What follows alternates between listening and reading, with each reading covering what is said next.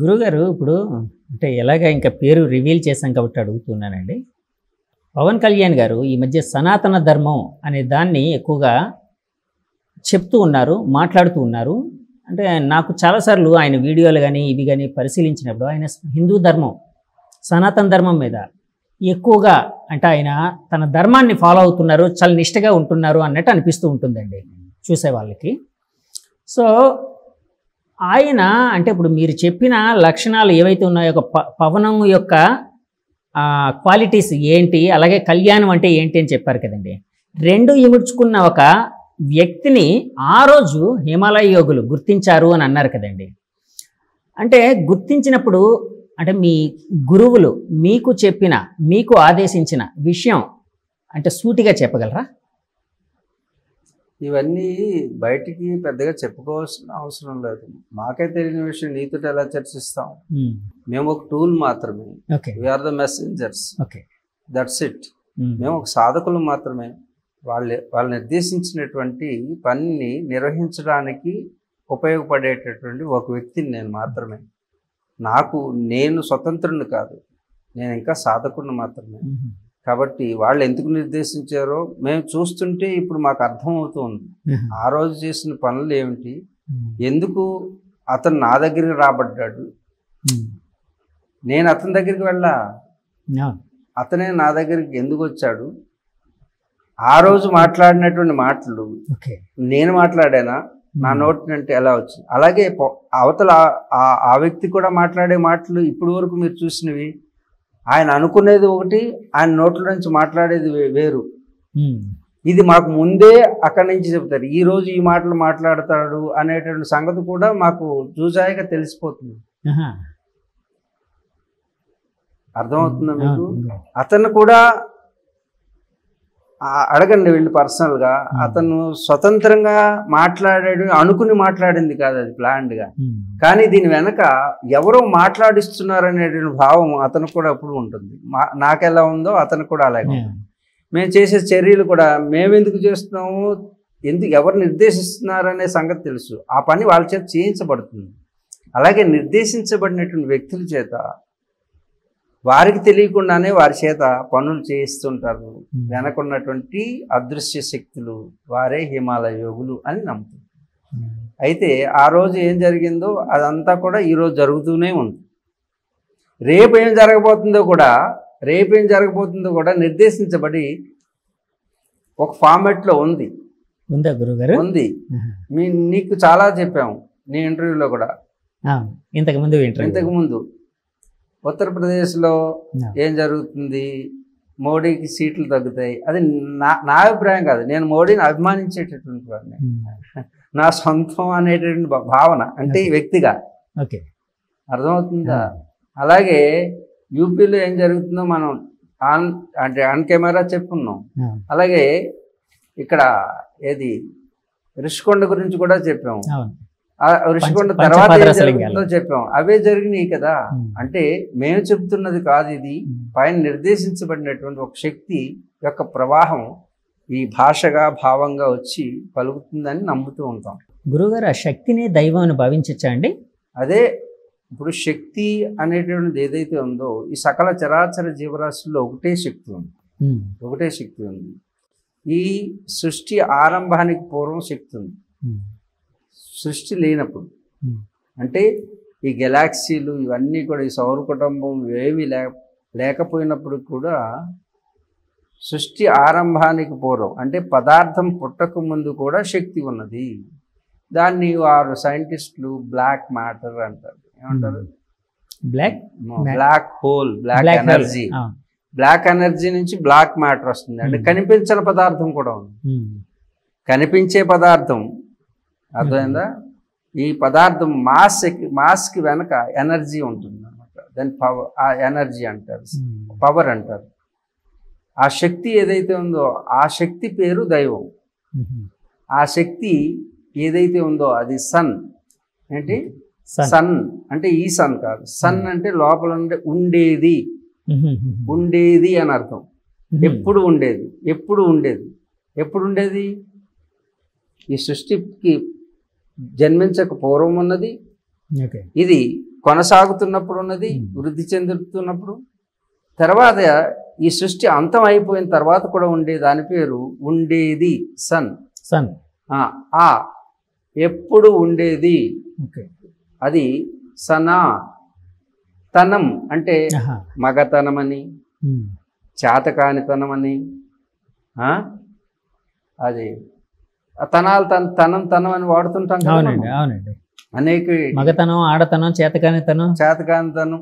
తనం అంటే ఆ యొక్క జరిగేటటువంటి చేతకాని అనే పనికి అంటే క్రియకి తనం అనేది శక్తి. అదేనా? సనాతనం అంటే ఎప్పుడు ఉండే శక్తి, తనం అంటే శక్తి. నీ మగ తనం అంటే మగవాడిగా ఉండేటటువంటి శక్తి. మగవాడి అనే ప్రక్రియకి, మగవాడిగా జరిపేటటువంటి ప్రక్రియ పేరు ధర్మం. ఏంటి? మగవాడు పనిచేయడం, మానవుడుగా వర్తించడం ధర్మం. అంత ధర్మం. రాము విగ్రహవాన్ ధర్మ అంటారు. రాముడు వచ్చింది మానవుడుగా ధర్మాన్ని ఎలా నిర్వర్తించాలో చేసిన ప్రక్రియ పేరు ధర్మం. సో రామాయణం అంతా ఒక ధర్మం, అంతే కదండి? రాముడు ధర్మానికి ప్రతిరూపం అన్నమాట. ధర్మం అంటే చేసే ప్రక్రియ, మనిషి చేసే ప్రక్రియ, అలాగే పశువు చేసే ప్రక్రియ, చెట్టు చేసే ప్రక్రియ, పుట్ట చేసే ప్రక్రియ, గుట్ట చేసే ప్రక్రియ. తను చేసే పనే చేయాలి, ఇంకోటి చేయకూడదు. చెట్టు పక్కకి వెళ్ళిపోదాం, వాళ్ళింటికి వెళదాం, వీళ్ళింటికి వెళదాం అని కదిలింది అనుకో, ధర్మం తప్పినట్టు. అలాగే భూమి తన చుట్టూ తాను తిరుగుతూ సూర్యుడి చుట్టూ తిరగడం అనేది దాని ధర్మం. సూర్యుడు వెలుగునివ్వడం అనేటువంటి ధర్మం. ధర్మం తప్పి మంటలు మండించేందుకు అధర్మం. అర్థమవుతుందా? అంటే ఈ కీటకం తన పని తను చేయడం, దోమ తన పని తను చేయడం, చీమ తన పని తను చేయడం, పాము తన పని తను చేయడం. ఈ ప్రక్రియ అంటే ఈ శరీరం ఏదైతే వచ్చిందో ఆ శరీరానికి సంబంధించినటువంటి ప్రక్రియ, నిర్దేశించబడిన ప్రక్రియ పేరు ధర్మం. అంతేగాని ధర్మం అంటే మా మతం మా ధర్మం, మీ మతం మీ ధర్మం అనకూడదు. మతానికి ధర్మం కాదు, మతం అనేది వేరు, ధర్మం వేరు. మతం వేరు, ధర్మం వేరు. మతం వేరు, ధర్మం వేరు. ఇక్కడ సనాతన ధర్మం గురించి చెప్పుకుందాం. ఒక శక్తి, ఈ యావత్ సృష్టికి మూలమైనటువంటి శక్తి తాను యావత్ సృష్టిని సృష్టించి తాను సృష్టించబడకుండా ఉన్నది. తాను ఎప్పుడు సృష్టించబడదు. ఏది? శక్తి ఎప్పుడు ఉంటుంది. తాను ఈ సృష్టికి మూల కారణమైనటువంటి శక్తి ఏదైతే ఉందో, ఈ సృష్టి యావత్తుకి సృష్టించడానికి కారణమై తాను సృష్టించకుండా ఉండేటటువంటిది ఏదైతే ఉందో ఆ శక్తి, ఈ సృష్టించిన తర్వాత ఇది వృద్ధి చెందడం. అంటే జాయతే, వర్ధతే, క్షీయతే అంటారు. 3 పరిణామ దశలు ఉంటాయి ఏది పుట్టినప్పటికీ కూడా. పుట్టింది అంటే అది వృద్ధి చెందుతుంది, వృద్ధి చెందింది అంటే అంటే నాశనం అయిపోతుంది. అలాగే ఈ యుగం కూడా పుట్టిందంటే అది ముందుకు సాగుతుంది, అది క్షీణించిపోతుంది, లయమైపోతుంది. బ్రహ్మ, విష్ణు, మహేశ్వరులు ఎవరైనా సరే ఈ సృష్టి క్రమంలో వాళ్ళు లయమైపోయేవాళ్ళే. అందుకు సృష్టి యావత్తు కూడా లయమైపోయి శక్తి మాత్రమే ఉండేది.